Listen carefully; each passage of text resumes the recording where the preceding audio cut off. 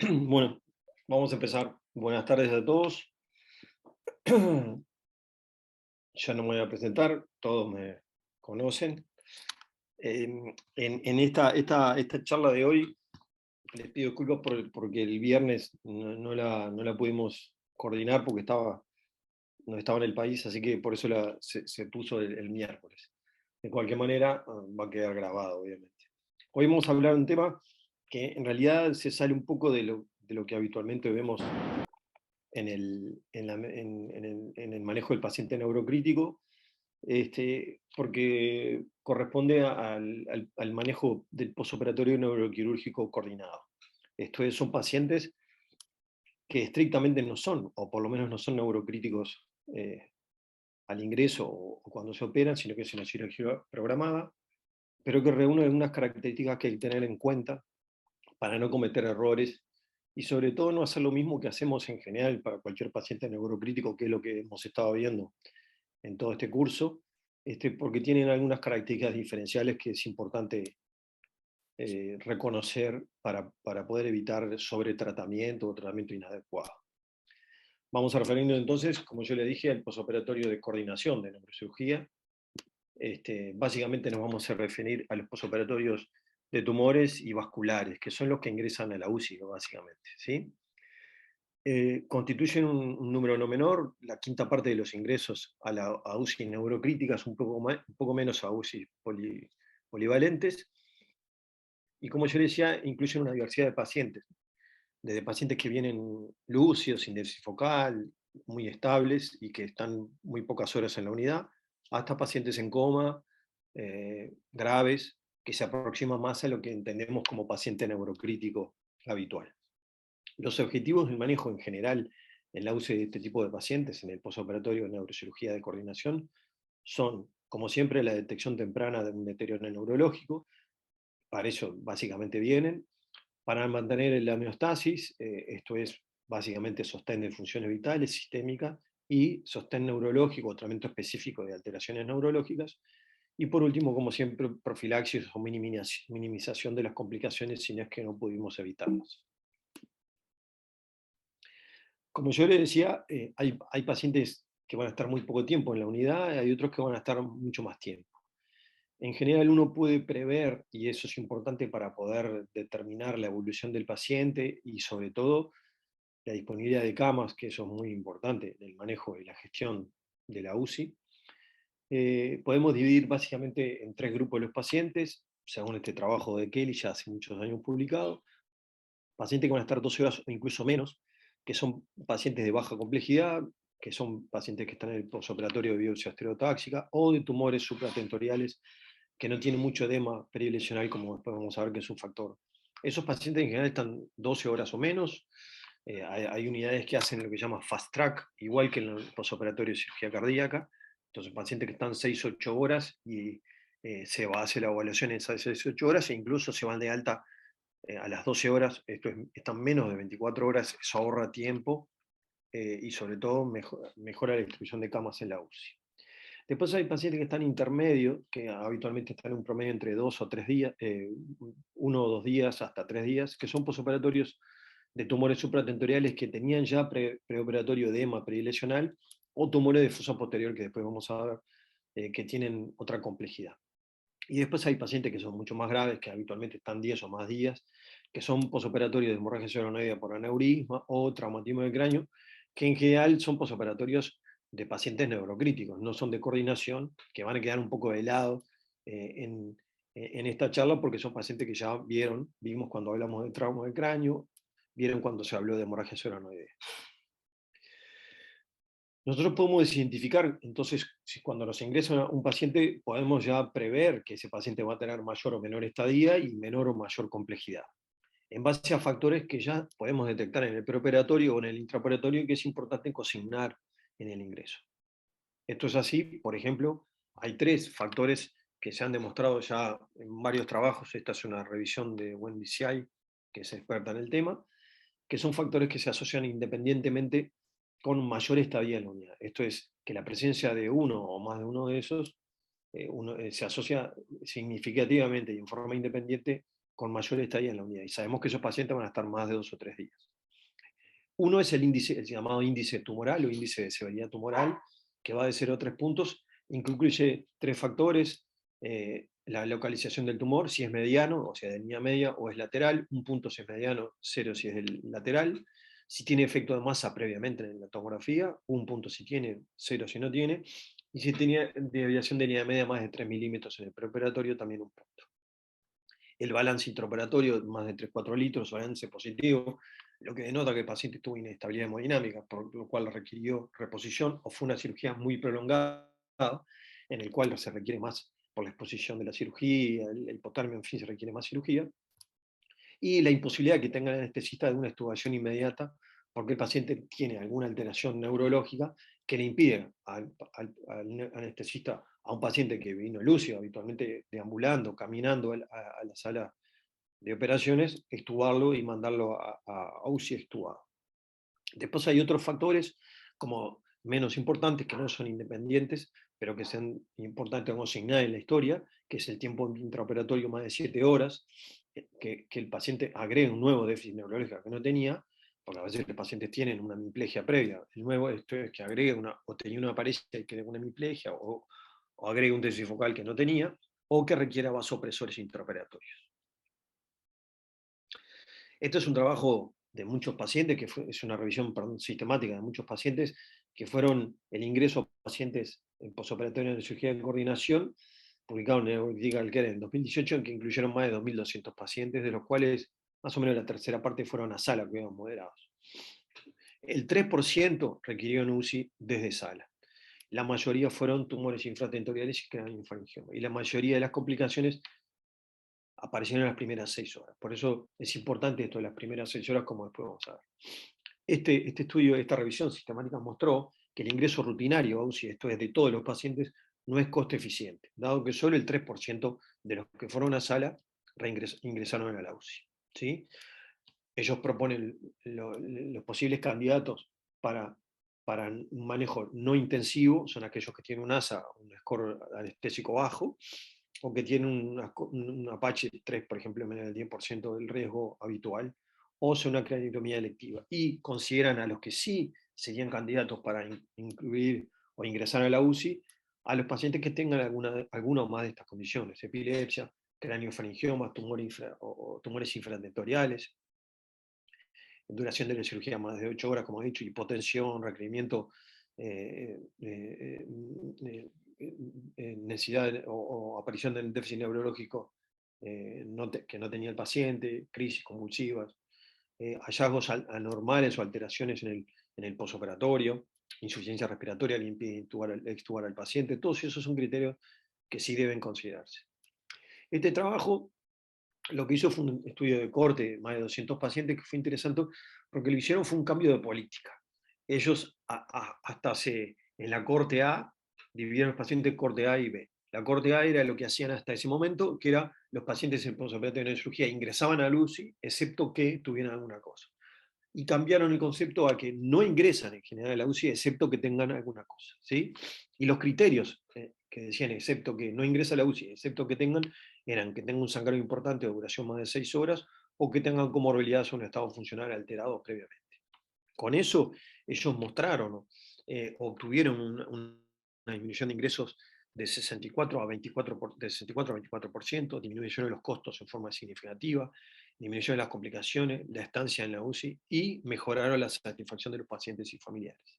Solo con el cambio de concepto de aquello de que ingresa a UCI excepto que, a que no ingresa a UCI excepto que. Esto es, que el neurocirujano o el anestesista me debe mostrar a mí que el paciente realmente requiere ingreso a la UCI, y no pedir la cama porque el paciente va a UCI sí o sí.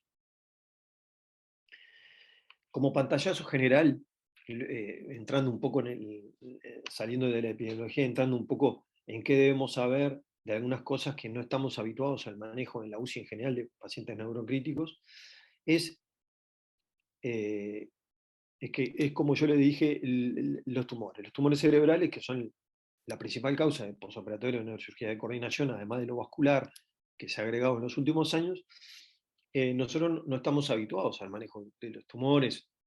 de la mnemotecnia, de la topografía, de las características. No es nuestra función saber detalles anatomopatológicos o histológicos del tumor, eso le corresponde al anatopatólogo, al neurocirujano, pero sí debemos saber algunos tipos tumorales, la localización básicamente de ellos, y en función de eso, qué complicaciones inmediatas o mediatas podemos esperar frente a ese paciente. Porque si yo sé que ingresa un tipo de tumor con determinada localización, sé lo que puede ocurrir al paciente inmediatamente en las primeras 24 o 48 horas y lo voy a ir a buscar. Obviamente, si no conoce lo que va a buscar, lo va a encontrar frecuentemente o más frecuentemente o con mayor eficiencia. En ese sentido, en esta pequeño esquema que yo les hice para tratar de simplificar la cantidad de variantes y tipos de tumores, podemos dividir a los tumores cerebrales o encefálicos en primitivos o metastásicos. Y a su vez, los primitivos y metastásicos se pueden diferenciar en cuanto a su topografía en los supratentoriales, eh, de la región pineal o hipofisaria, estos centrales o infratentoriales. ¿Sí? De los tumores primitivos, los supratentoriales, los más frecuentes son los gliomas de bajo grado, los de alto grado, que son el glioblastoma multiforme de astrocitoma, y los meningiomas. ¿Sí? Los gliomas de bajo grado son básicamente los astrocitomas, y los de alto grado son los glioblastomas, astrocitoma maligno, en fin, esos son los más frecuentes. ¿Sí? Lo interesante de esto es que los tumores primitivos de fosa supratentorial, que son estos los más frecuentes, tienen como principales complicaciones inmediatas el edema posoperatorio y la hemorragia. Es lo que nosotros tenemos que ir a buscar, que me vamos a ver después. Básicamente lo vamos a ir a buscar con la tomografía precoz y la situación neurológica, si cambió con respecto a la primera. Y en la evolución, después de las primeras horas, a las 24 o 48 horas, se puede agregar, obviamente, edema, sí, que también estaban inmediatamente, y después, a más largo plazo, la presencia de fístula de líquido cefalorraquídeo en el colgajo, cuando no fue bien realizado, y obviamente las infecciones del sistema nervioso central vinculadas a complicaciones o infecciones del sitio quirúrgico que después se hacen profundas. Los tumores primitivos de la región pineal hipofisaria se separan, especialmente si bien no son los más frecuentes, porque tienen algunas características diferenciales que hay que ir a buscar y que a veces nos dan muchos dolores de cabeza. Los más frecuentes son los adenomas hipofisarios, los adenomas hipófisis, los craneofaringiomas y otros tumores más raros como pineocitoma o blastocitoma.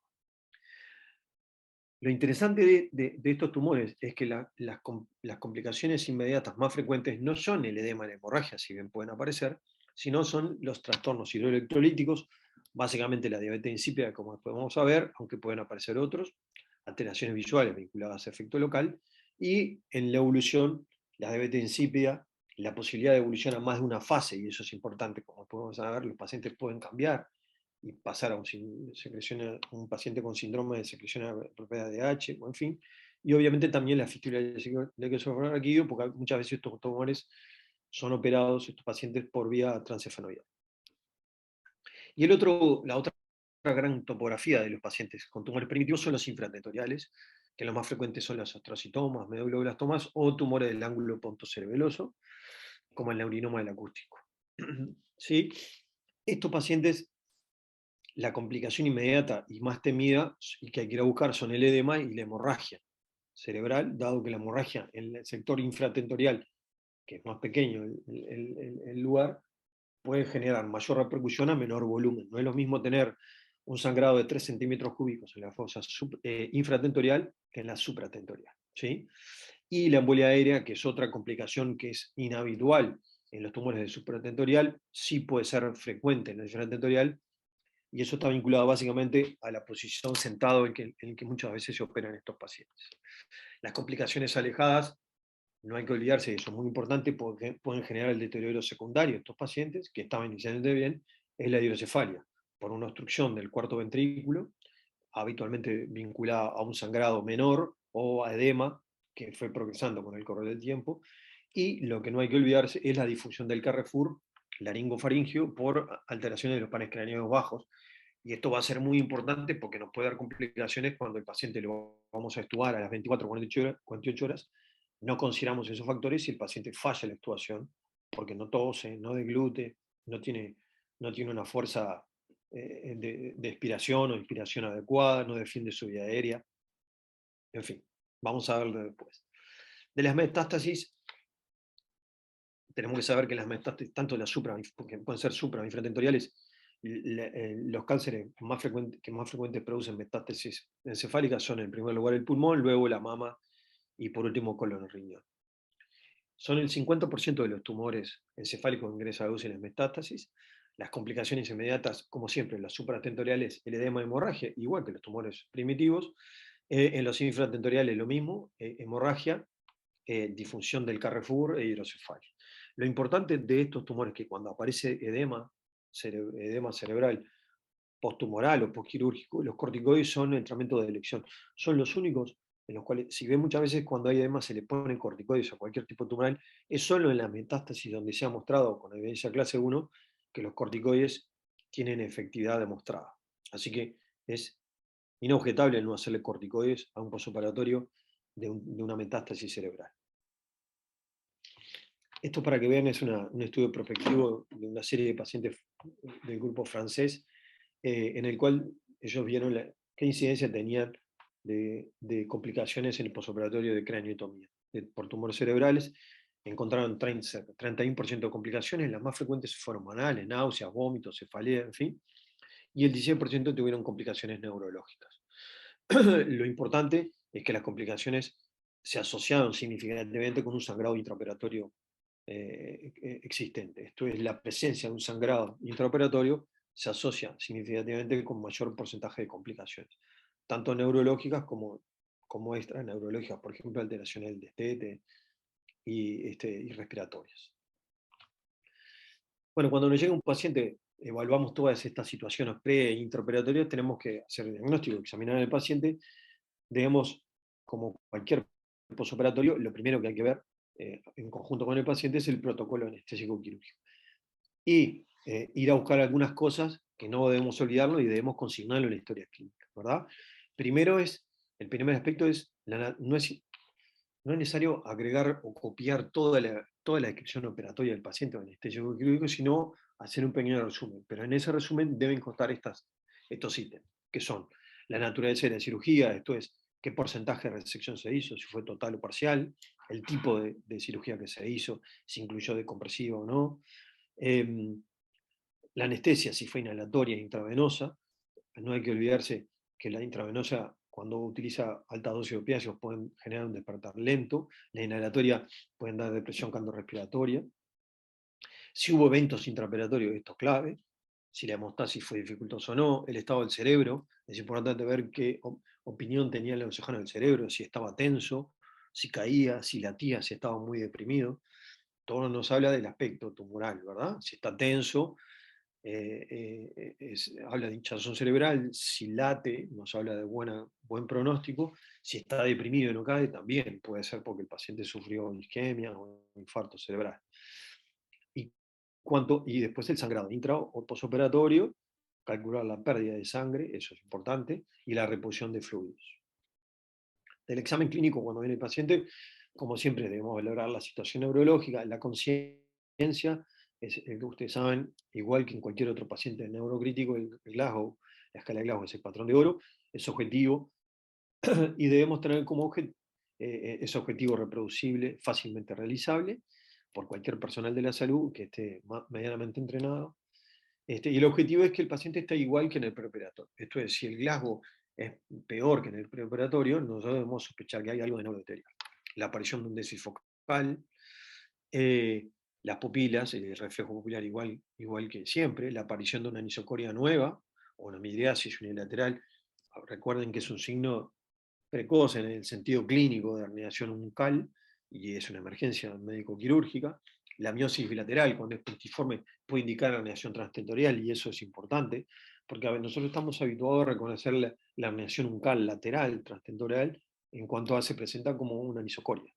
Pero cuando el paciente viene con miosis bilateral puntiforme en cabeza de alfiler, puede el paciente tener una herniación transtentorial central de arriba abajo y nosotros dejarlo entendido como que es por sedación o opiáceos y no reconocer precozmente una herniación cerebral que es una emergencia. Lo ideal para valorar la pupila de reflejo es la pupilometría cuantitativa, que todavía no tenemos en nuestro medio en forma asequible a la clínica, pero que ya está disponible. Espero que en los próximos meses y años la tengamos en todas las unidades.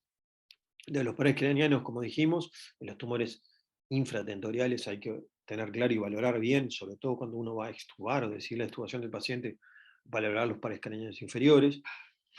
Las convulsiones, obviamente, recordar que el paciente puede tener o no convulsiones clínicamente evidentes, y frente a la aparición de depresión de conciencia o la persistencia de depresión de conciencia sin una causa clara anatómica, debemos descartar, por ejemplo, el estado mal epiléptico no convulsivo.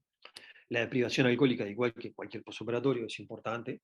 Recordar que la deprivación alcohólica a veces nos, nos altera la desvinculación del RM, el seguir avanzando con el paciente, y puede asociarse a complicaciones, dado que son pacientes que están confusos, excitados, que están hiperactivos.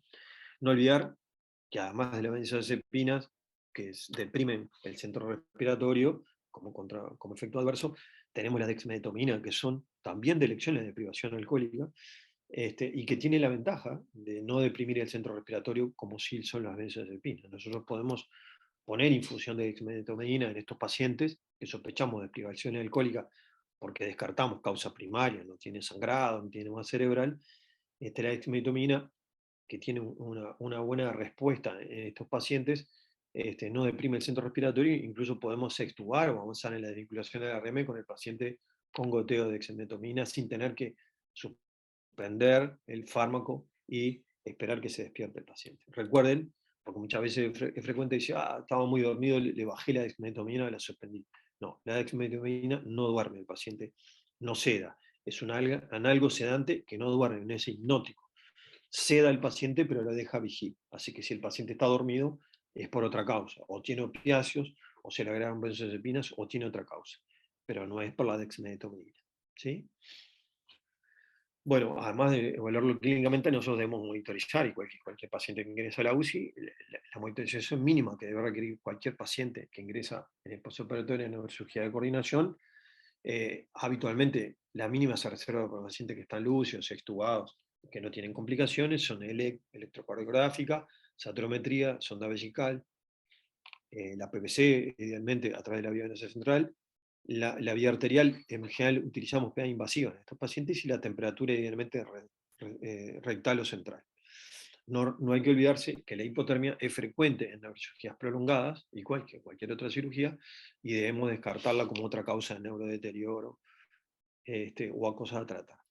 El hemodinámico invasivo se reserva para pacientes graves, en general no están vinculados posoperatorios en cirugía, son pacientes con hemorragia senoidea, posoperatorio de ella, o si cualquier paciente que agrega injuria encefálica aguda tiene en la evolución una complicación con shock, distrés, disfunción multiorgánica, puede ser necesario monitoreo hemodinámico invasivo con cualquier método invasivo que dispongan en la unidad.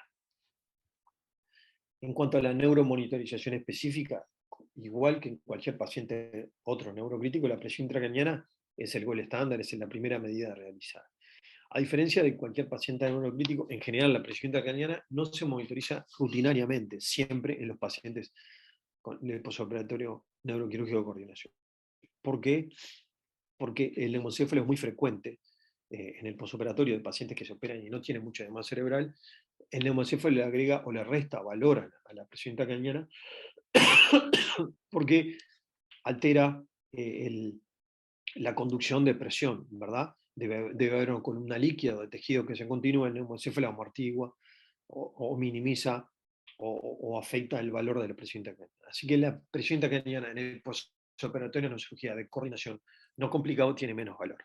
Donde sí está indicada es cuando existe algún problema que debemos detectar. Por ejemplo, si el intraoperatorio estuvo complicado, tuvo hemostasis dificultosa, sangrado, edema cerebral, el cerebro estaba hinchado, o un tumor que tenía mucho edema peritumoral significativo y el neurocirujano sospecha que puede presentar complicaciones, o cualquier proceso cerebral que tenga edema difuso o colapso cisternal en la intraoperatoria, en general se benefician de monitorear de la presión intracraniana. Ya sabemos que la presión intracraniana es una alerta temprano de deterioro neurológico, y en estos pacientes, solo en estos, tiene utilidad. no en todos. Por eso van a ver que no es una monitorización rutinaria como en otros pacientes neurocríticos. En los últimos años, como ya hablamos, ha aparecido la neuromonitorización no invasiva, que tiene la ventaja inherente de que no es no invasiva, esto es, no genera daño al paciente, o efectos, tiene mucho menos efectos adversos, mecánicos, hemorrágicos o infecciosos, y agrega otra información que la presión intracraniana no nos da. En este sentido, también el postoperatorio de neurocirugía nos puede aportar información, sobre todo cuando tenemos neurodeterioro, no tenemos o sí tenemos presión intracraniana, y sobre todo cuando tenemos presión intracraniana, que es normal, es baja, el paciente se deteriora, no tiene una tomografía que muestre una lesión ocupante espacio que sea quirúrgica, y debemos buscar otras causas de neurodeterioro. En este sentido, el Doppler transcraniano nos puede dar idea de la presión intracraniana cuando no la tenemos, de la presión de perfusión cerebral, la vaina de nervio óptico igual, la pupilometría infrarroja también lo mismo, idea de aumento de la presión intracraniana, el electroencefalograma continuo a través de detección de crisis no evidentes clínicamente, o cambios isquémicos por crisis metabólicas. El NIRS también nos puede dar una idea de la oxigenación o la oxigenación tisular de oxígeno.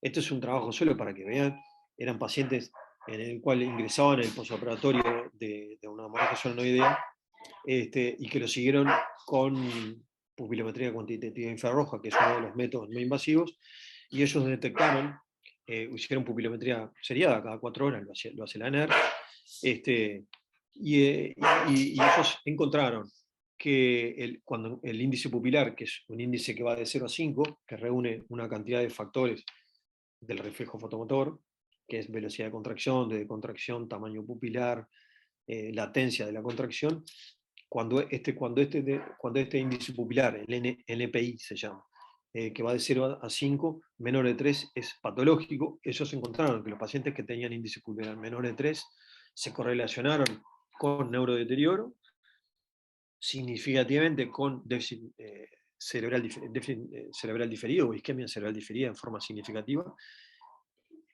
Apareció 8 horas antes que la PVA clínica en el 70% de los casos. Esto es que aparecía el cambio pupilar antes que el paciente descerebrara, y además lo importante es que no se correlacionó con el Doppler transcraniano. Esto es, aparecía isquemia con Doppler transcraniano incluso, que era normal. Esto es, la pupilometría cuantitativa también es capaz de detectar isquemia diferida de causa no vasoespástica, y que puede agregar mayor información a nuestro conocimiento, y además poder detección temprana de déficit isquémico diferido, y sobre todo antes de la clínica, ¿no? Hasta 8 horas antes. ¿Qué paraclínica de Codilo? Bueno, igual que cualquier paraclínica, la paraclínica en general es clave, no hay que olvidarse de las cosas que son potencialmente causa de presión de conciencia, como sea la gasometría, la hipoxemia, la hipercapnia o la hipocapnia exagerada, las disglicemias, hiperglicemia, el ionograma, básicamente el sodio, pero también el calcio y el magnesio en menor entidad, la crisis sanguínea y el hemograma, básicamente a través de detección de coagulopatía, que puede estar desencadenada por la cirugía o por complicaciones de la cirugía, y el hemograma para corregir, obviamente, las plaquetas y la hemoglobina cuando disminuye por debajo de 7 u 8. ¿Sí? El laboratorio también es importante para dosificar para hacer la dosificación plasmática de drogas antiepilépticas, básicamente. No hay que olvidar que la comitobina tiene mala absorción enteral cuando se asocia a nutrición enteral, así que habitualmente cuando el paciente convulsivo y está con comitobina enteral, nosotros debemos dosificarla porque muchas veces está por bajo y hay que corregir. La tomografía computada, bueno, es el estudio imagenológico de elección, debe hacerse sistemático en todos los pacientes que ingresan postoperatorio de cirugía, y sobre todo, y no hay que olvidarse, porque a veces el neurocirujano dice, no, estaba todo bien, podemos diferirla. No hay que olvidarse y no hay que dejar de hacerla cuando el paciente tiene edema preoperatorio, cuando se evacuaron hematomas o el paciente tiene riesgo de hidrocefalia. En eso es imperdonable no hacerlo. La oportunidad, bueno, eso se ha cambiado. Antes se hacía a las 24 horas, al otro día, bueno, mañana le pedimos la tomografía de control. Como ya lo dijimos, la mayoría de los pacientes se agravan o tienen complicaciones en las primeras 6 horas. Este es un trabajo de Taylor, que es famoso, que tiene muchos años, en el cual ellos vieron la caída de Glasgow por hematoma, esto es neurodeterioro vinculado a hematomas posoperatorio, que la gran mayoría se daban en las primeras 6 horas. Así que haciendo una tomografía en las primeras 6-8 horas, nosotros podemos detectar la gran mayoría de los hematomas posoperatorios, porque el sangrado se produce en el posoperatorio inmediato. Eso nos permite, si tenemos una tomografía precoz, avanzar en la desvinculación del RM, avanzar en medidas, e incluso avanzar en el alta de la UCI si el paciente está clínicamente bien, y no diferir la tomografía el otro día, que muchas veces se hace en la noche, y el paciente recién se va 48 horas después. Obviamente siempre la clínica es lo más importante. Si la clínica está bien y la tomografía precoz a las 6 horas no encuentra hemorragia, no hay complicaciones, podemos hacer lo que se llama fast track, esto es darlo de alta precozmente. ¿Qué información nos da la tomografía? Como siempre, las características de la evacuación, la presencia de complicaciones, básicamente el hematoma al lecho, y el efecto de masa, esto es si el paciente tiene efecto de masa local o global, esto es básicamente lo más importante de la compresión de la cisterna de la base, la visión diurna media y en menor grado la compresión de los ventrículos y de los surcos. Estos son algunos ejemplos de hemorragia posoperatoria tumoral, de neumoencéfalo, y paciente posoperatorio una decompresiva. Bueno, de directivas terapéuticas, como siempre, igual que cualquier paciente, nosotros debemos asegurar el ABC, esto es la vía aérea, la ventilación y la circulación, y eso debe estar asegurado antes que nosotros vayamos a hacer tratamiento de lo neurológico. La posición, en general, estos pacientes van a 20-30 grados, excepto una condición especial que es el posoperatorio de cirugía de fosa posterior, que si el paciente está estable hemodinámicamente, en general es más beneficioso dejarlo a más de 30 grados, idealmente a 45 o semisentado. ¿Sí? Esto disminuye el drenaje venoso de líquido cefalorraquídeo y disminuye la posibilidad de hacer colecciones infratentoriales e hidrocefalia. De la vía aérea igual, de la A igual, la vía aérea igual que cualquier paciente están en riesgo aumentado de aspiración de la vía aérea aquellos pacientes que tienen disfunción del Carrefour, laringofaringio, por eso que los pacientes de fosa posterior hay que vigilarlos de cerca. También nosotros podemos detectar o requerir vía aérea artificial en pacientes que tienen o agregan edema pulmonar cardiogénico o neurogénico.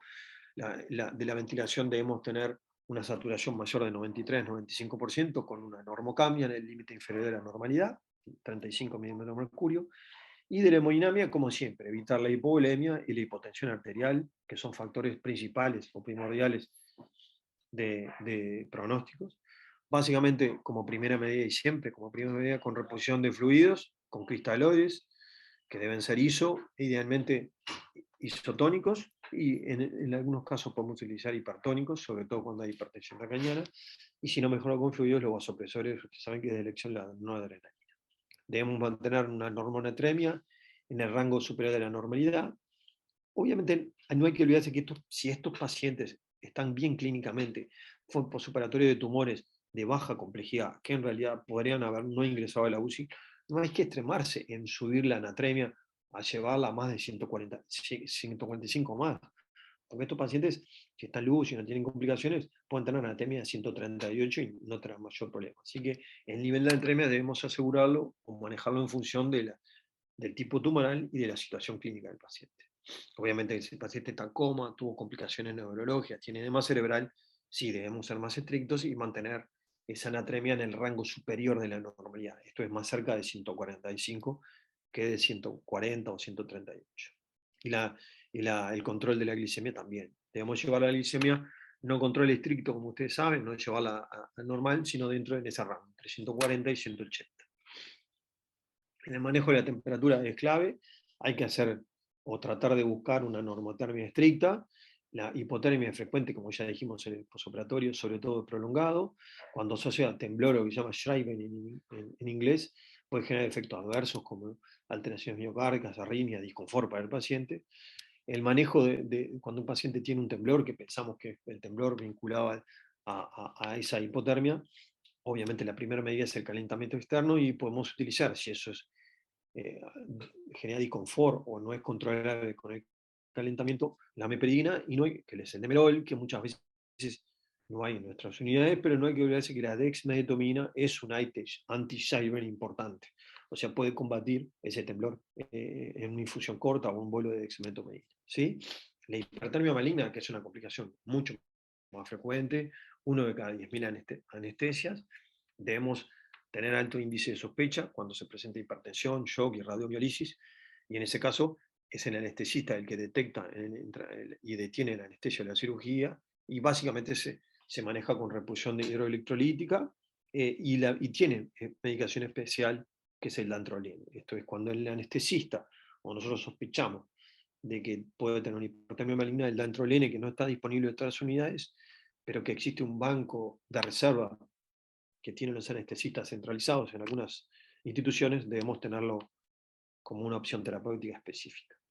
De la analgesia y sedación, como objetivo, más allá de cualquier analgesia y sedación que uno utilice, es que debemos tener, como yo decía, el objetivo es tener el menor nivel de analgesia y sedación posible para que el paciente esté confortable y evaluable clínicamente. Y priorizar la analgesia sobre la sedación. Esto es pasar de la pseudoanalgesia a lo que se llama el concepto de analgosedación, ¿sí? No es, no es, no es obligatorio dejar a estos pacientes sedados y analgesiados. A veces en el postoperatorio solo es suficiente con analgesia adecuada y no es necesario sedarlo. La sedación prolonga la estadía en la UCI, prolonga la RM y aumenta el riesgo de infecciones y complicaciones. Los efectos residuales de los anestésicos, tanto que son causa frecuente de un lento despertar en la neurocirugía, obviamente es tiempo dependiente y no es más nada que esperar, más allá de descartar causas anatómicas. Y en el caso de que nosotros sospechemos que hay un efecto residual que nos altera la extubación del paciente o la situación neurológica, pacientes que fueron extubados en RECU y que mantienen una sedación o analgesia residual y que nosotros pensamos que esa es la causa de que el paciente no tenga buena evolución neurológica, debemos considerar o saber que existen algunos antagonistas específicos de algunos sedantes analgésicos, como son la naloxona, que es que ustedes saben es un antagonista de opiáceos, el flumazenil, antagonista de benzodiazepinas, y si pensamos que el paciente tenga una curarización residual y el anestesista no lo hizo adecuadamente en el postoperatorio inmediato, saber que la neostigmina es el antagonista específico de los curarizantes. La profilaxis antibiótica, bueno, lo más importante de la profilaxis antibiótica es recordar que es clave cuando se hizo en la precirugía inmediata. Esto es, si el paciente no se hizo, y a veces se olvida el cirujano o el anestesista, de hacer el antibiótico en la precirugía inmediata, este es 1 hora antes de que empiece la cirugía, digamos, poco efectivo utilizar antibióticos en el postoperatorio inmediato, ¿verdad? Las drogas, ¿qué tipo de antibiótico y qué protocolo? Existen múltiples, no son consensuados, tienen bajo nivel de evidencia, no hay estudios randomizados. Y esto le puse, por ejemplo, esto es una revisión de diferentes guías para profilaxis antibiótica en varios países del mundo. Van desde cefazolina, vancomicina, clindamicina, cefalosporina de segunda generación, eh, eh, aminopericinina, cefalosporina de primera, cualquiera de esos. Así que el antibiótico profiláctico debe ser definido en conjunto con el neurocirujano, de acuerdo a la ecología donde estaba el paciente en el preoperatorio, eso es muy importante, y debe ser realizado idealmente y estrictamente en el preoperatorio inmediato, 1 hora antes de que el cirujano abra piel, para que tenga una concentración adecuada en el sitio quirúrgico, ¿sí? Después, habitualmente se sigue las primeras 24 horas. Hacemos 2 o 3 dosis más y suspendemos en forma sistemática. No dejamos profilaxis más allá de 24 horas. La hipertensión arterial. Bueno, como ya dijimos, la hipertensión arterial es muy frecuente después de la cirugía, así como también es muy frecuente en el ACV. Es frecuente, el 80% de los pacientes posoperatorios de cirugía tienen hipertensión arterial. Lo importante de la hipertensión, más allá de ser un elemento que debemos tratar cuando es sintomático, es que se asocia a una hemorragia posoperatoria significativa. Esto es, la presencia de hipertensión, sobre todo en el posoperatorio inmediato, se asocia a hemorragia posoperatoria. Por eso debemos tratar. El objetivo es tener una PA sistólica no mayor de 170, por debajo de eso, ¿sí?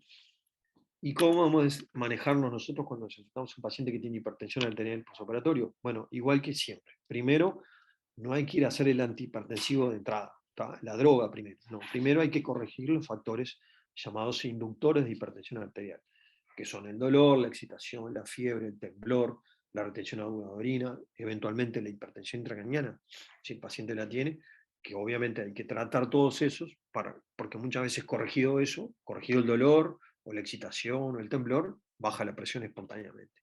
Y no es necesario hacer drogas. Si con las medidas primarias de corrección de factores inductores, o si no hay factores inductores, nosotros los excluimos, el paciente sigue hipertenso por encima de 170, la droga de elección, igual que en cualquier injuria encefálica, es el labetalol, excepto que el paciente tenga contraindicaciones como broncoespasmo o bloqueo AVE de alto grado. Ustedes saben que la dosis de labetalol es de 10 a 20 miligramos en bolo lento, que se puede repetir cada 10 minutos todas las veces que sea necesario. No hay dosis máxima de labetalol. En realidad la dosis máxima de labetalol depende de la tolerancia del paciente y es básicamente la dosis que logra el efecto buscado, este es el control de la presión arterial, sin efectos adversos significativos, sin provocar obviamente hipotensión arterial y sobre todo bradicardia menor de 60. Se puede utilizar, como yo le dije, en bolo, y si es necesario varios bolos, puede ser necesario la infusión en esas dosis iniciales de 0,5 a 2 miligramos minuto, sin dosis máxima. En general van a ver que los fármacos reconocen o recomiendan dosis máxima. Como yo le dije, la dosis máxima depende de cada paciente, es igual que los vasopresores. ¿Sí? Si no tenemos posibilidad de hacer el labetalol porque el paciente tiene contraindicaciones, tiene bloqueo de alto grado, una bradicardia, un broncoespasmo severo, eh, otros antihipertensivos de menor eficacia, menor potencia, son los IECA, el enalapril intravenoso en nuestro país, que lo disponemos, y los calcium antagonistas, el litiazem, que tienen menos efectos, son menos potentes y con mayores efectos adversos. Cuando existe una emergencia hipertensiva, el paciente tiene una hipertensión severa que no es controlable con estas drogas, y eso le genera repercusión neurológica, podemos utilizar con el riesgo de generar vasodilatación y empeoramiento neurológico los nitrodilatadores. La nitroglicerina o el nitroprusiato solo en situaciones de emergencia, esto es, crisis o emergencias neurológicas por hipertensión arterial. La hemorragia cerebral posoperatoria es, como yo les dije, una de las principales complicaciones, debemos buscar sistemáticamente. Siempre que encontremos hemorragia cerebral hay que excluir siempre, igual que cualquier sangrado significativo, el compromiso de la crisis, la alteración de la crisis. Los pacientes que tienen alteración de la crisis tienen 85% más de riesgo de presentar sangrado postoperatorio. También hay que valorar si el paciente tuvo una hemostasis intraoperatoria dificultosa. El neurocirujano le costó hacer hemostasis, y eso es frecuente en tumores que sangran mucho, como los meningiomas, o tumores que están relacionados con vasos muy vascularizados, o si el paciente presentó hipertensión en el intraoperatorio y en el postoperatorio inmediato. Y acá hay un concepto muy importante que es lo que se llama valorar la presión arterial con que se cerró. Eh,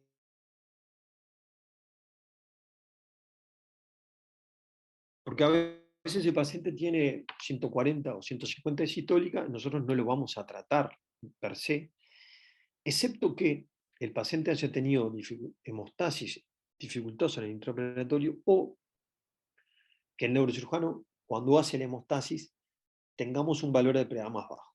Y entonces en ese momento es importante ver en la descripción anestésica qué presión tenía el paciente cuando el neurocirujano hizo la hemostasis, cuando cerró, ¿verdad?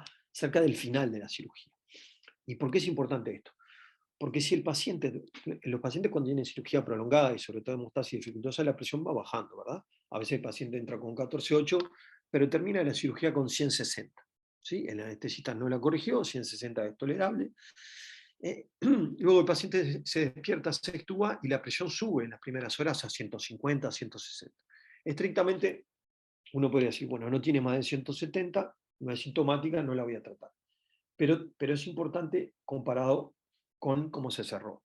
Ese paciente se hizo hemostasis, ¿no? Hizo hemostasis con una PA sistólica de 100. Si la presión sube a 140 o 150, el paciente puede tener sangrado postoperatorio. Así que hay que considerar lo que se llama presión arterial con que se cerró de cierre.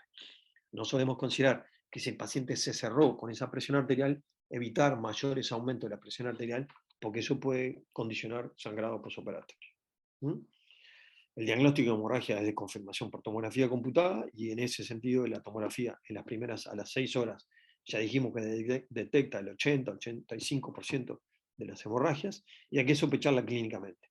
Cuando el paciente no marcha bien, tiene convulsiones, no se despierta adecuadamente, tiene hipertensión de cañanes, si tenemos monitoreo, o agrega un nuevo déficit neurológico. El tratamiento de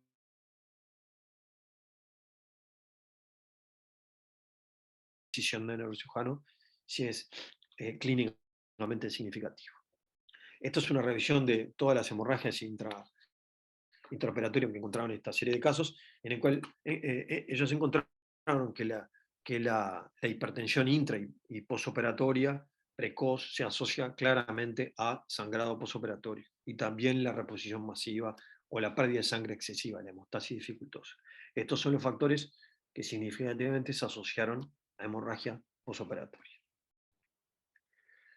Las complicaciones quirúrgicas en general, más allá del sangrado, son menos frecuentes, pero debemos buscarla y tenerla en cuenta. Son básicamente el objeto retenido, que haya quedado un cuerpo extraño, el lado incorrecto de la cirugía, un stroke iatrogénico, esto es un infarto vinculado a un compromiso en un vaso, y otras menos frecuentes.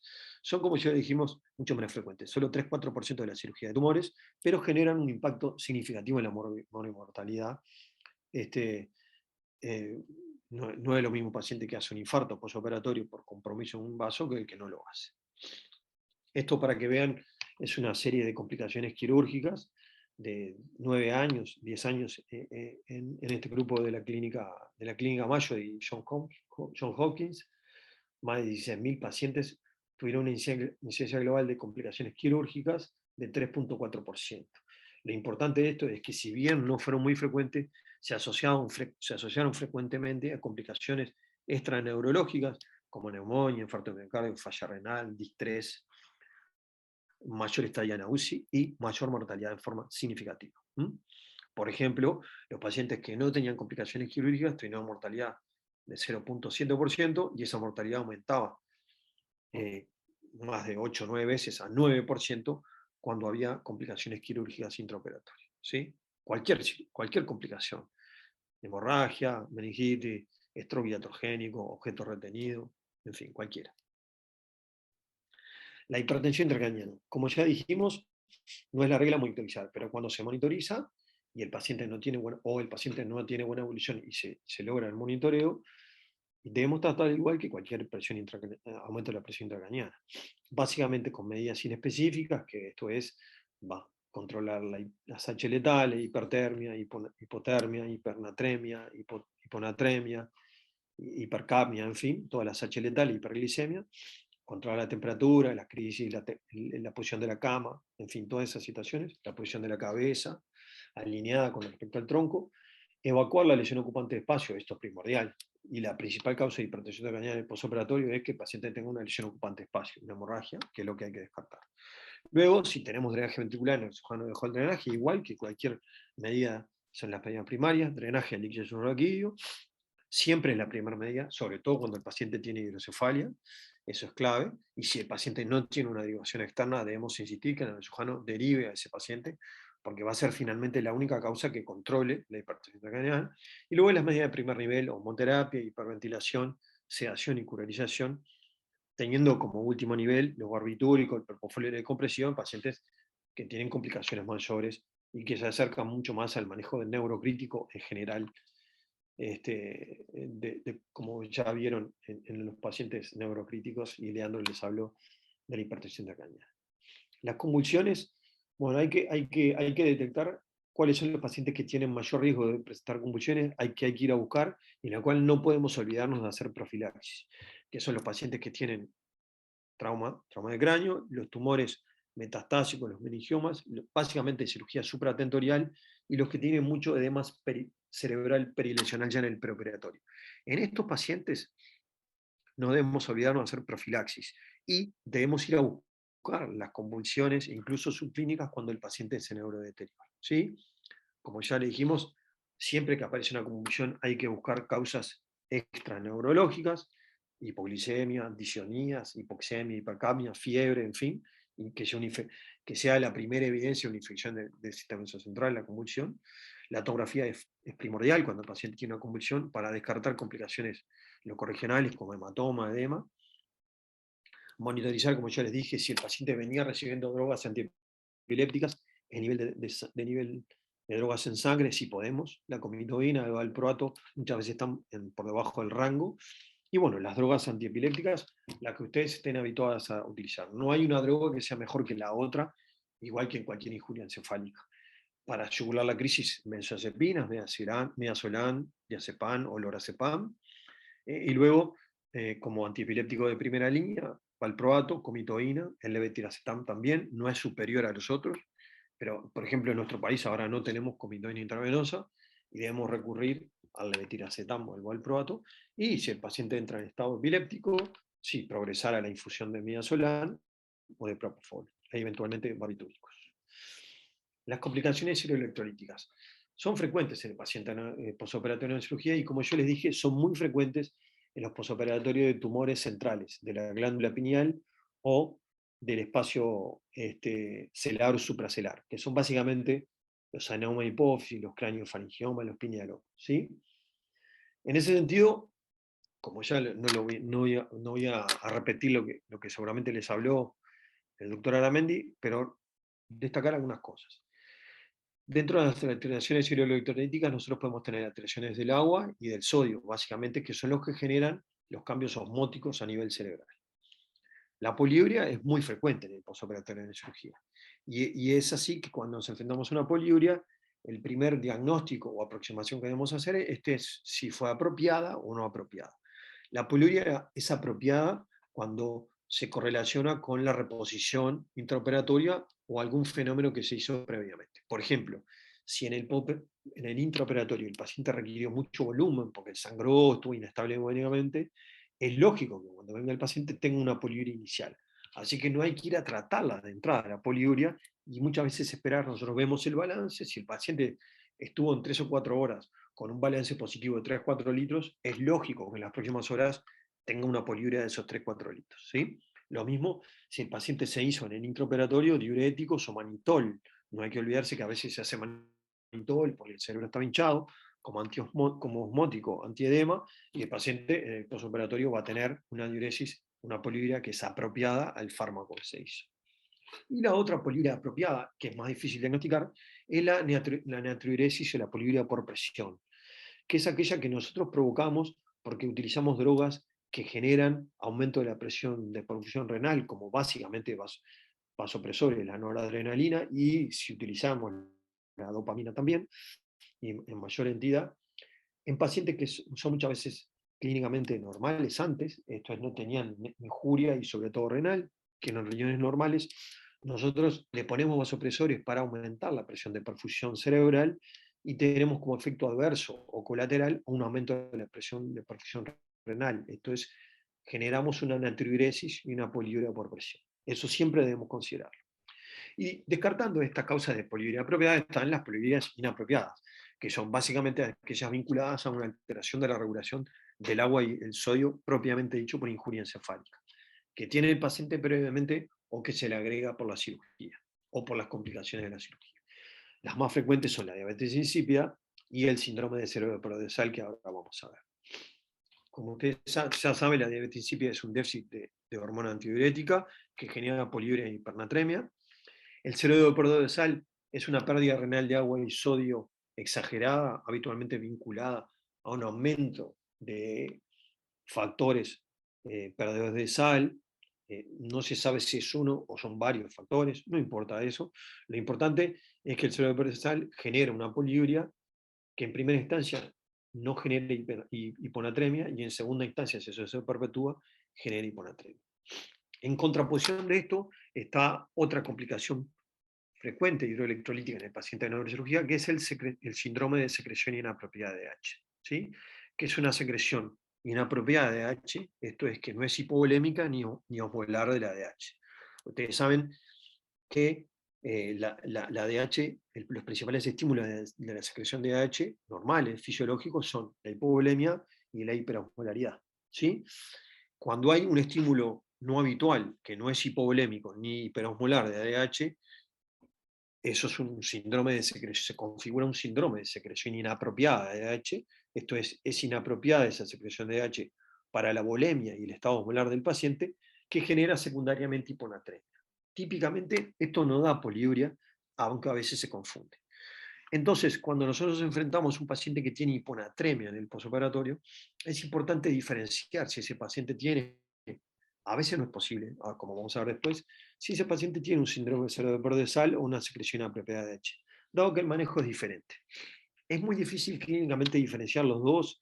Podemos tener algunas características clínicas y paraclínicas. Por ejemplo, típicamente el síndrome de cerebro de sal, el paciente está hipovolémico, la secreción apropiada de H tiene un LEC expandido. Por ejemplo, si nosotros medimos la PVC, están bajas, en la secreción de pH son normales o altas, el hematocrito es alto, en el perdedor de sal ponemos concentración, y en general la natriuresis y la osmolaridad, la natriuresis, perdón, están aumentadas los dos un poco más en el cerebro de sal. Pero son todos características no patognomónicas, son los que nos pueden hacer sospechar uno y otro. Como yo le decía, y esto es una recomendación, lo que yo llamo manejo pragmático, de las alteraciones electrolíticas, que más allá, como seguramente le explicaron y como después van a leer, teóricamente existen manejo específico de la alteración electrolítica en función de lo que tiene. Esto es, si tiene una diabetes insípida, debo hacerle esto, esto y esto. Si tiene una secreción apropiada de H, debo hacer esto, esto, esto. Si tiene un cerebro de sal, debo hacer esto, esto, esto. A veces en la clínica práctica es muy difícil ponerle nombre. Esto es un paciente que tiene poliuria, nosotros no sabemos si tiene una diabetes insípida, si tiene un cerebro de sal, si la poliuria es apropiada o no apropiada, en fin. Entonces, no podemos ponerle nombre. A eso se agrega, como yo le decía, que hay causas externas al paciente que nosotros le agregamos, iatrogénicas, podríamos decir, o efectos adversos de medicación que nosotros utilizamos. Por ejemplo, si el paciente requirió manitol porque tuvo hipertensión de cañana, va a tener una poliuria y a veces hiponatremia. O si el paciente requirió diuréticos, o si está con vasopresores, con noradrenalina, puede tener una poliuria por natriuresis por presión, presora, o de síndrome de hiperperfusión renal, que no va a agravar o se nos va a sumar a una alteración que puede tener propiamente el paciente. Y nos es imposible diferenciar si ese paciente tiene, por ejemplo, un cerebro de sal o una diabetes insípida. A esto se le agrega, por ejemplo, si nosotros utilizamos suero salino hipertónico o suero fisiológico, mal llamado fisiológico, cloruro de sodio, que nosotros utilizamos muchas veces en forma exagerada en estos pacientes, vamos a tener una carga de sodio aumentada y por lo tanto, si tiene un riñón normal, un aumento de la natriuresis. Y podemos hacer un mal diagnóstico del cerebro de sal y en realidad lo que estamos viendo es que le hicimos mucha carga de sodio antes. Para eso tendremos que valorar el balance de sodio previo. Así que existe una cantidad de condiciones y factores que debemos considerar para hacer un manejo adecuado de la alteración hidroelectrolítica. Y muchas veces todos esos factores que son confundentes, que confluyen en un mismo paciente en un momento determinado, nos impiden hacer un diagnóstico acertado de lo que tiene el paciente. A veces no podemos decir exactamente o no se presenta claramente como una diabetes insípida. Como están los libros, como seguramente le han enseñado o teóricamente, y como están descritos para pacientes que no son neurocríticos, son pacientes que están ambulatorios. Sí, la diabetes insípida ya sabemos lo que da clínicamente, pero a veces se confunde. Un paciente que tiene diabetes insípida, pero que estaba con vasopresores, que nosotros le hicimos suero salino hipertónico, o le hicimos manitol, o que está hipovolémico, todas esas cosas van a alterar la situación.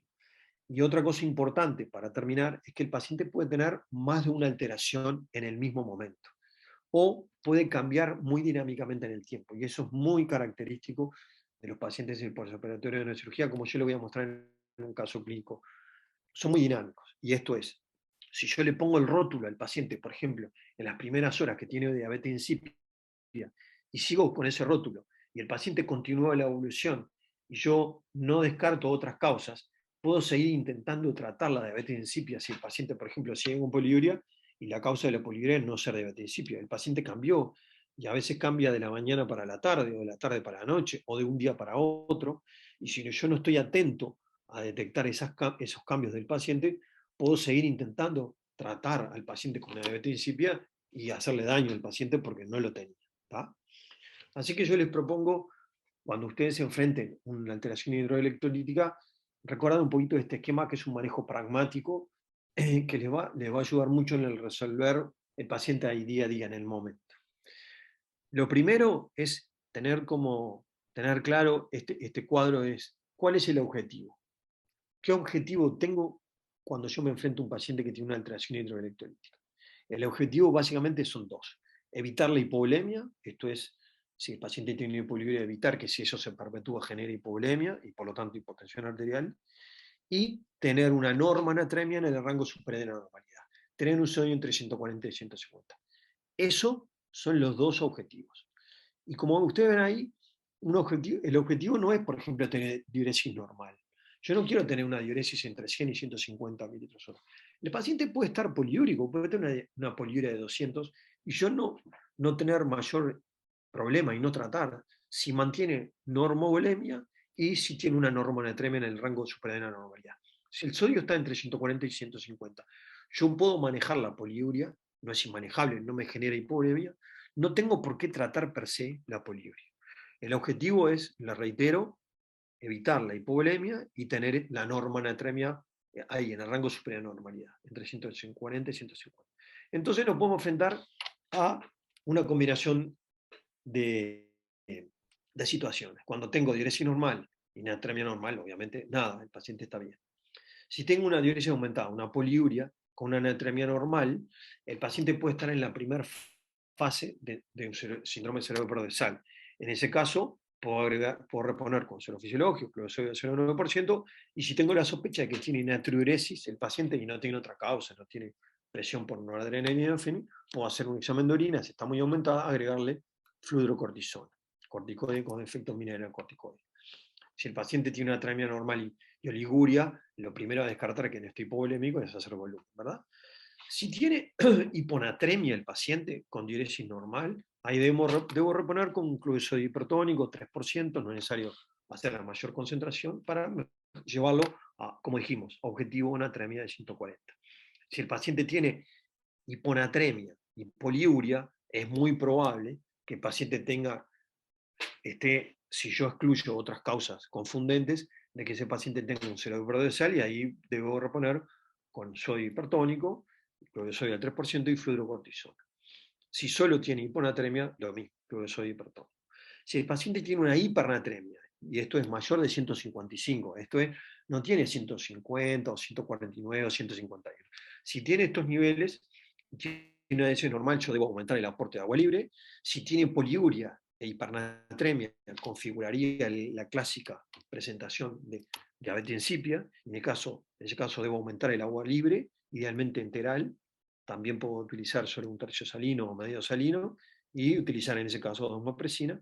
Y obviamente si el paciente está hipernatrémico y poliuria y oligúrico, descartar que no esté hipovolémico. Como yo le dije hasta ahora, no es necesario que yo le ponga nombre a todo esto. A veces no le puedo poner un nombre porque el paciente tiene más de un factor. Como ya le dijimos, esta situación de poliuria con natremia normal o poliuria con hiponatremia configuraría lo que habitualmente se llama síndrome del cerebrovascular, la situación de poliuria e hipernatremia con diabetes insípida y la hiponatremia con dirección normal, la secreción inadecuada de H. Pero este esquema a veces, poniendo estos nombres, no lo tenemos, no podemos hacerlo. Pero si nosotros, esto sí lo tenemos. Si nos manejamos con este esquema pragmático, podemos corregir y minimizar las lesiones que podemos provocar al paciente. Este es un ejemplo clínico de una paciente que tuvimos recientemente en el CT del Hospital Maciel, que Romina, no sé si está por ahí, no sé si está conectada, o está durmiendo, no creo que trabajando, pero es una paciente joven que se operó de un craniofaringioma, ¿verdad? Que fue un posoperatorio de coordinación, ¿sí? Esta paciente presentó, esta es una gráfica que muestra la evolución a lo largo de 5 o 6 días de la paciente. En el gráfico izquierdo se presenta anatremia, en el derecho diuresis. La anatremia está en azul, la diuresis en rojo. Y aquí tenemos el balance diario del paciente, el balance hídrico diario, y el tiempo en horas. La paciente se operó en la hora cero, se hizo la cirugía de coordinación, un cráneo faringioma grande, y presentó, como ustedes ven ya en el intro, la paciente entró con 140 de sodio, ¿verdad? Era una paciente que, debemos destacar, tenía un pan hipopituitarismo previo, una paciente que tenía mal apego al tratamiento y que cuando ingresó al hospital en el preoperatorio de coordinación tenía dosificación de hormonas tiroideas normales, pero tenía bajo cortisol. Así que el endocrinólogo le aumentó la dosis de corticoides. La paciente ya en el intraoperatorio agrega una hipernatremia severa que llega a 157, casi 160, y cuando viene la UCI la paciente tiene 167 de sodio con poliuria, con una diuresis de más de 200 mililitros hora, ¿verdad? Sube la anatremia, hipernatremia, poliuria. Clásicamente esto es una diabetes insípida, paciente que se opera un tumor craniofaringioma, muchas veces por remoción o alteración quirúrgica, genera diabetes insípida, y eso muchas veces precoz, aparece en las primeras 6 horas, 12 horas, como apareció en esta paciente. Lo que se hizo fue agua destilada por vía enteral y desmopresina, con eso bajó la poliuria y bajó la anatremia a un rango de seguridad, cercana a 150. Al otro día la paciente estaba con una atremia en el rango de seguridad y había bajado la poliuria. La paciente continúa los días, al segundo día, más o menos, retoma la poliuria, la paciente empieza a tener poliuria de vuelta, y la anatremia, en lugar de aumentar, como en este caso, empieza a bajar. Llega a 145 y acá llegó a 137.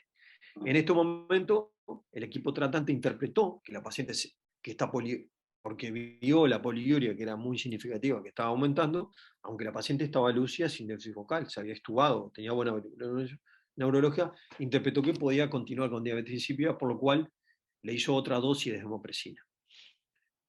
La paciente en las siguientes 12 horas, 24 horas, bajó el sodio, llegó a 126 de sodio y coma. Aquí la paciente hubo que con clavo de 9 hubo que intubarla y ventilarla. La tomografía computada descartó lesión ocupante de espacio y complicaciones quirúrgicas y encontramos una anatremia de 126. En ese caso se hizo suero salino hipertónico como aporte de sodio hipertónico y se le agregó fluorocortisona, dado el antecedente que la paciente tenía un pan hipopituitarismo y que venía recibiendo ahora dexametasona por el problema que teníamos en nuestro país de que no tenemos hidrocortisona intravenosa en este momento, y ya sabemos que la dexametasona tiene mucho menos efectos mineralocorticoides que la hidrocortisona o la prednisona, que es lo que nosotros utilizamos habitualmente. En ese caso, con este tratamiento, básicamente la reducción del sodio y corticoides, la paciente mejoró el sodio, mejoró la situación neurológica y se pudo extubar. La paciente después tiene una segunda fase, o continúa la primera fase, en la cual sube el sodio y también la poliuria, llegó a tener hipernatremia de vuelta, que se controló con bajas dosis de hemopresina. Lo importante es que en esta situación a la paciente se le pidió una densidad urinaria y tenía una densidad urinaria de 1025, esto es, no constituía una diabetes insípida, lo certificamos, y por lo tanto la desmopresina que había recibido acá cuando tenía 137 sodio por la poliuria no era vinculada a diabetes insípida, y fue una dosificación exagerada de desmopresina que le generó una hiponatremia, encefalopatía hiponatrémica y agravamiento neurológico. Digo esto porque además hay que ver que la paciente probablemente como causa de esta poliuria tenía un balance positivo acumulado importante. Era una paciente además que tenía riñones normales, joven, como causa de la poliuria, que a veces no hay que ir a, como yo le decía, no hay que ir a tratar la poliuria, sino tener como objetivo terapéutico.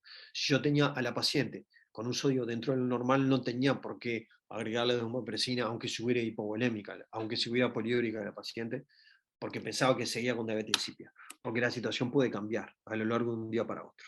Y esto es, evitamos agregarle daño a la paciente. Después, 2 o 3 consideraciones de algunas situaciones particulares, complicaciones de la cirugía en posición sentado. Como yo le dije, a veces los pacientes operan en posición sentada. Tiene la ventaja de que el campo operatorio es más amplio para el neurocirujano, pero tiene más complicaciones. Por ejemplo, la embolia gaseosa venosa es más frecuente por apertura de senos venosos, efecto gravitacional, la sangre a baja presión chupa aire. El neumoncéfalo, lesión de nervios periféricos, macroglosia por edema de lengua. Las complicaciones respiratorias también son importantes. No hay que olvidarse que los pacientes que tienen ARM prolongada, porque el paciente tuvo mala evolución neurológica, asocian más frecuentemente neumonía asociada a ventilación. La desvinculación del ARM puede ser dificultosa por la hipodinamia, por el paciente que esté en coma o con una alteración de conciencia, o, como yo les decía, cuando nos enfrentamos a un paciente que tuvo buena evolución neurológica, respiratoria, y nosotros vamos a valorar la extubación, no es lo mismo extubar a un paciente que no tiene alteración neurológica, neurocrítico, que el sí. ¿Sí?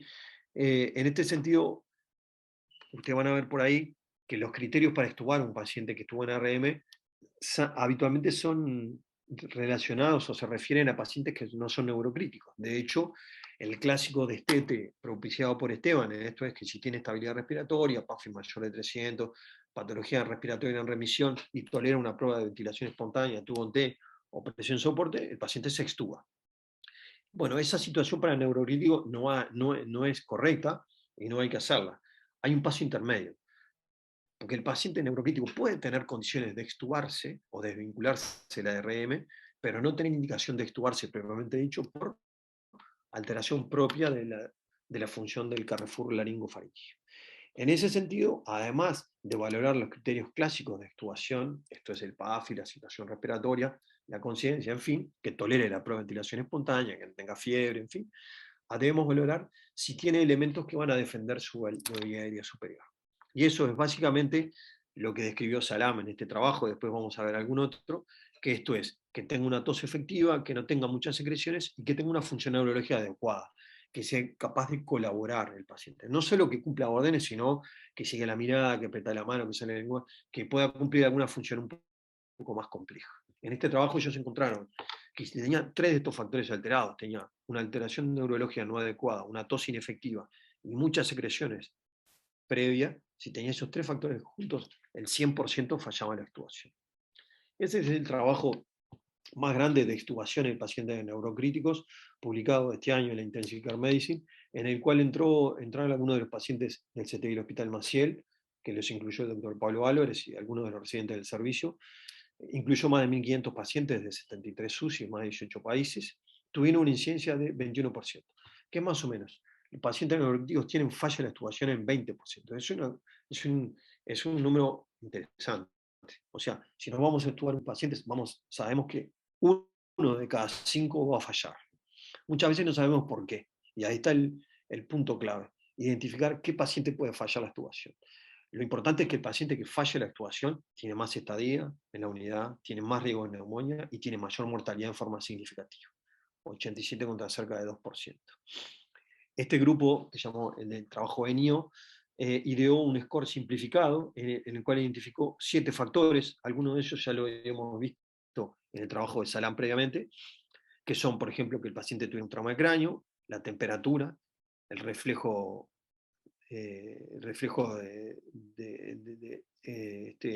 nauseoso, la posibilidad de deglutir, la tos, la frecuencia de las aspiraciones traqueales y el glasgo motor.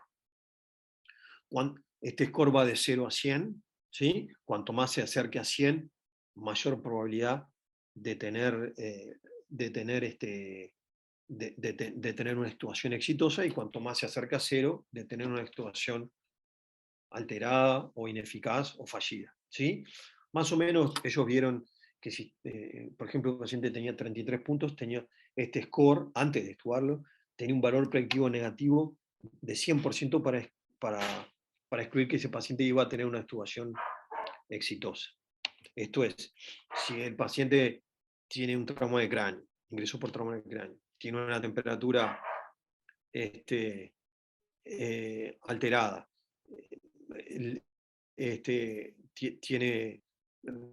tiene un score motor alto, tiene menos frecuencia de necesidad de aspiraciones traqueales en las 2 horas, en la hora previa. Todo eso va sumando puntos, se acerca a los 75 puntos, en el cual nosotros podemos decir que tiene un valor predictivo positivo de 100%, que la extubación va a ser beneficiosa o eficaz o no fallida. ¿Tá? Así que estos puntos debemos considerarlos cuando nosotros vamos a tomar la decisión de extubar o no a un paciente neurocrítico que tiene criterios de vinculación de la red.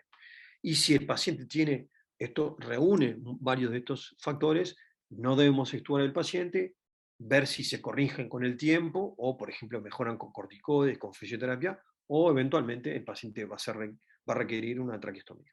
¿Sí? Después, igual que cualquier paciente crítico, los pacientes pueden tener alto riesgo de trombosis venosa profunda y tromboembolismo pulmonar, sobre todo aquellos pacientes que tienen reemplazo prolongado, que tienen miembros plégicos, aquellos que tienen una liberación tumoral de sustancias protrombóticas, por ejemplo los meningiomas. Estos tumores tienen más frecuentemente TBP y TEP, así que, no hay que olvidarse de agregar tromboprofilaxis, enoxaparina precozmente. Idealmente la profilaxis precoz debe hacerse con compresión neumática intermitente en miembros inferiores, dado que en el posoperatorio inmediato no podemos hacer enoxaparina farmacológica, y utilizar heparina bajo peso molecular o incluso asociarle a la compresión neumática en aquellos pacientes que son de alto riesgo, que son los traumas requiomedular, que tienen paraplegia o cuadriplegia, y los posoperatorios a las 48 horas de la cirugía si el paciente no sangró. ¿Sí? Eso es importante, no hay que olvidarse que a veces uno le pone compresión neumática intermitente y se olvida de decir, ya está prevenido. No, no. Eh, en varios estudios han mostrado que cuando la compresión neumática se le agrega la heparina bajo peso, el riesgo de TBP y TEP baja a la mitad, de 32% a 17%. Así que sobre todo en los pacientes de alto riesgo, a pesar de tener compresión neumática intermitente, si podemos agregar heparina bajo peso molecular, mejor. ¿Sí? Esto, para que vean, es un trabajo que publicamos hace años de identificación de problemas en el manejo posoperatorio de neurocirugía de hemorragia subaracnoidea, en este caso, donde la hipotensión arterial intra y posoperatoria y la poliuria y la hipertensión intracraniana posoperatoria se asociaron significativamente en nuestro trabajo, que fue el estudio más grande publicado de hemorragia subaracnoidea en nuestro medio, con 97 pacientes, se asociaron significativamente a mortalidad, a mayor mortalidad. Después, 2 o 3 palabras para finalizar el posoperatorio vascular. Ustedes saben que habitualmente ingresan en el posoperatorio de neurocirugía pacientes de posendarterectomía, y eso es importante básicamente para detectar 2 complicaciones. La principal es la oclusión o la compresión de la vía aérea superior por un hematoma posoperatorio, que tiene indicación de intubación rápida, porque puede matar rápidamente al paciente. Y después una complicación rara, que es el síndrome de hiperperfusión cerebral, que son pacientes que tienen oclusión crónica de carótida, a veces de a 2 carótidas, y que tienen previamente una alteración de la autorregulación previa, porque los pacientes están vasodilatados máximamente. ¿Sí? Cuando se produce la cirugía y se reperfunde el paciente, estos pacientes agregan, y sobre todo cuando se agrega hipertensión arterial en el posoperatorio, pueden generar edema vasogénico y hemorragias petequiales e incluso alteración de la barrera hematoencefálica, porque tiene una alteración previa a la autorregulación, no vasocontraen, aumenta la presión arterial y eso puede generar neurodeterioro en el paciente. No es frecuente, pero cuando aparece puede ser catastrófico, y el tratamiento obviamente es el control estricto de la presión arterial, descartado causas quirúrgicas obviamente. Y el último aspecto que le quería mostrar es algo que cada vez más vamos a recibir en las UCIs, que son pacientes que vienen en ACV, en el post-ACV isquémico, y se hizo una trombectomía de reperfusión. Ustedes saben que la trombectomía, además de los fibrolíticos, son la medida de elección, ya es clase 1A en pacientes con ACV isquémico en las primeras 6 horas, que tienen una oclusión de vaso mayor y un aspecto adecuado, ¿no? No muy avanzado, por lo menos de 6 o menos. En esos pacientes se hace evidencia en clase 1 que la trombectomía asociada a fibrolíticos cuando estos están indicados, tiene evidencia clase 1, ya de hecho en nuestro país el Ministerio lo financia mediante el Fondo Nacional de Recursos, así que cada vez más vamos a ver menos. Uno de los problemas que tenemos en esos pacientes post-trombectomía deberían venir todos a UCI, en el lugar donde haya una ACV que funcione adecuadamente podrían ir, pero estos pacientes en general en nuestro país ingresan todos a la UCI, viene el postoperatorio. Y una de las preguntas que nosotros hacemos es, ¿qué presión debemos mantener en estos pacientes? Sabemos claramente que los pacientes que van a fibrolíticos hay que evitar mantener una presión arterial más de 180 o 185. Eso está bastante claro. Antes del fibrolítico, durante y por lo menos 24 horas después. Pero el que va a hacer trombectomía no está muy claro cuál es el nivel de presión arterial. Y esto está vinculado básicamente a este comportamiento en que tiene la evolución, la mortalidad con la presión arterial. ¿Sí? Habitualmente los pacientes que están hipotensos o que están muy hipertensos,